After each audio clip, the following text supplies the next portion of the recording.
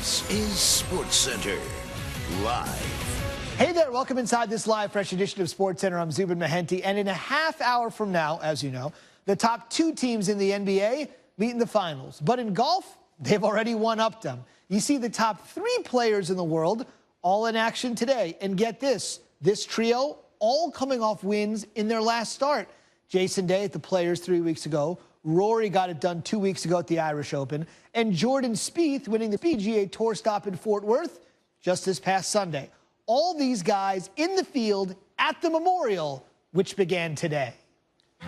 And, of course, the Memorial is Jack's tournament, a guy who knew something about being number one in the world in his day. Scary moment here for Lefty. Drive at 15. Looks innocuous, right? Looks like he's heading for the rough. He's not pleased. It's about to get a lot worse. It actually hits a volunteer square in the head, bounces back through the fairway into the first cut on the other side. Listen to this from Mickelson.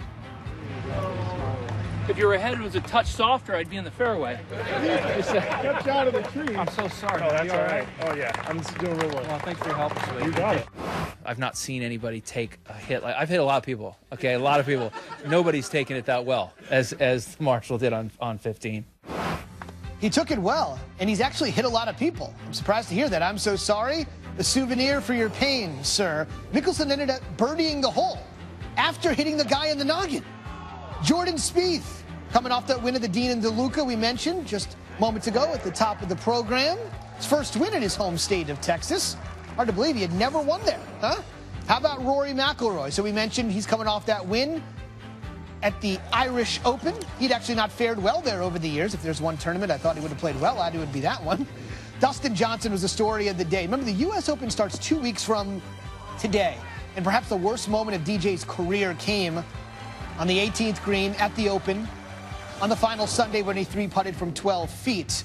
Speaking of majors, this guy burst onto the scene when he won the PGA last August. And since last summer, maybe last July on, there's been nobody, and I mean nobody, in golf hotter than Jason Day, the #1 player in the world, making things happen. But everybody's looking up at Day. Spieth had a decent round, Rory had a decent round. Day would be happy with his round. He's still got 54 to play here. But when you look at the leaderboard, none of the top three players in the world are on the day one leaderboard other than Jason Day. On page one, Day's the only guy there. Spieth and McIlroy, respectively, are, look at this, 6 and 7 shots back. Very American leaderboard there as well, at least on page #1. So for the big three, they got another 3 days to get it figured out. As for Rory, he's not sure what to put on his scorecard, no matter how he holed out. Felt like every time I made a birdie, I made a bogey.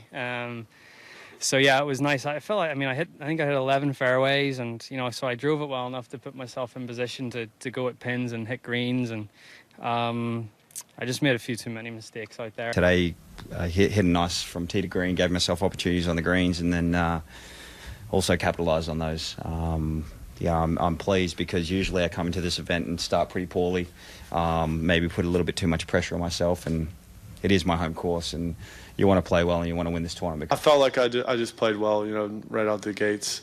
Hit great shots, hitting it, in the right spot on the greens, and rolling in some putts. It was nice to, I hit it close on the first 3 holes and made all 3 of them. So that's always a good way to start your day.